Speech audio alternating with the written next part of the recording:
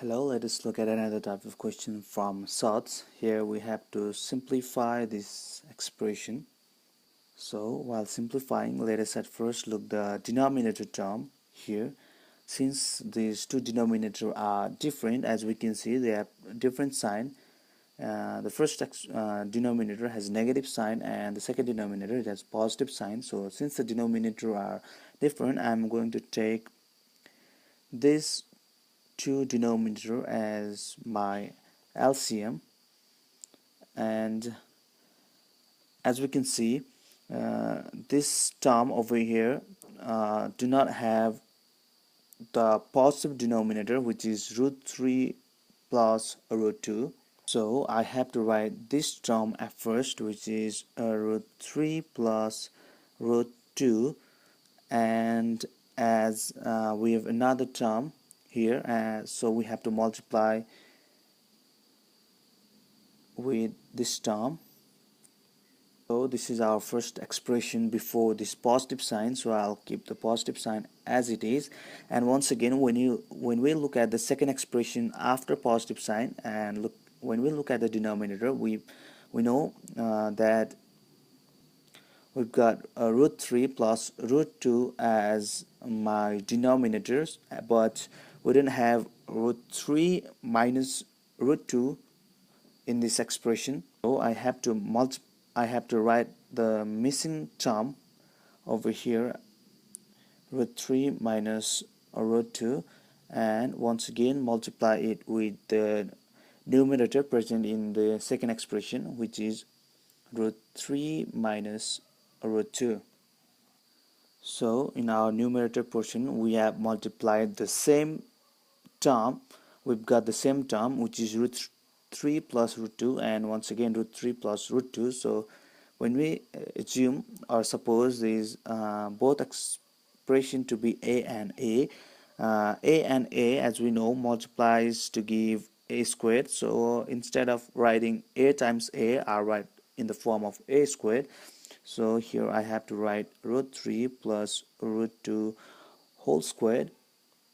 And once again for the second term we've got root 3 minus root 2 and times root 3 minus root 2. So what I can write is root 3 minus root 2 whole squared divided by root 3 minus root 2 times root 3 plus root 2. So here let us assume that this first term root 3 to be a and the second term, which is root 2, to be b. We can do it for this term as well, a, b, for denominator as well, a, b, and once again a and b. Now we can see that this first expression, it's in the form of a plus b whole squared. So we have the formula for this, which is a plus b whole squared is equal to a squared plus 2ab plus b squared. These are some basic formulas used while solving the problem.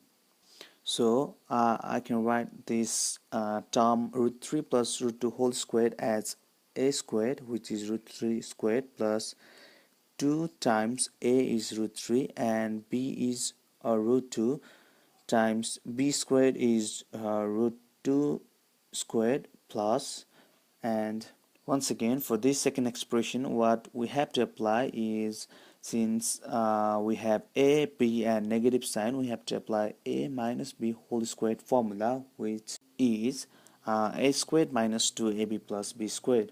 So let us apply the formula for a minus b whole squared. We've got a squared minus 2ab plus b squared, which is root 2 whole squared.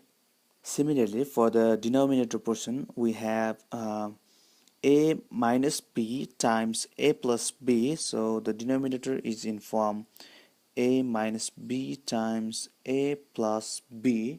The formula for a minus b times a plus b is a squared minus b squared. So let us apply this formula.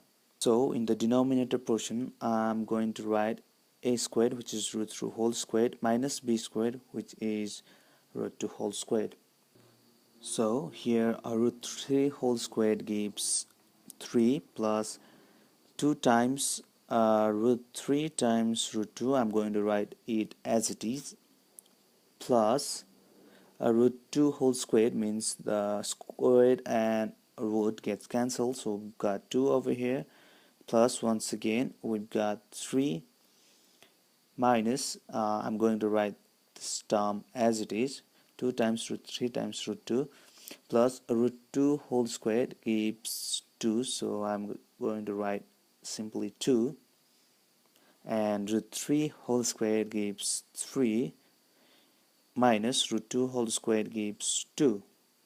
Now we can cancel this term, which is positive 2 root 3 times root 2 and negative 2 root 3 times root 2, so these two terms get cancelled, and what we have is 3 plus 2 plus 3 plus 2, so this gives 10, divided by 3 minus 2 is 1, so this gives 10 as our answer.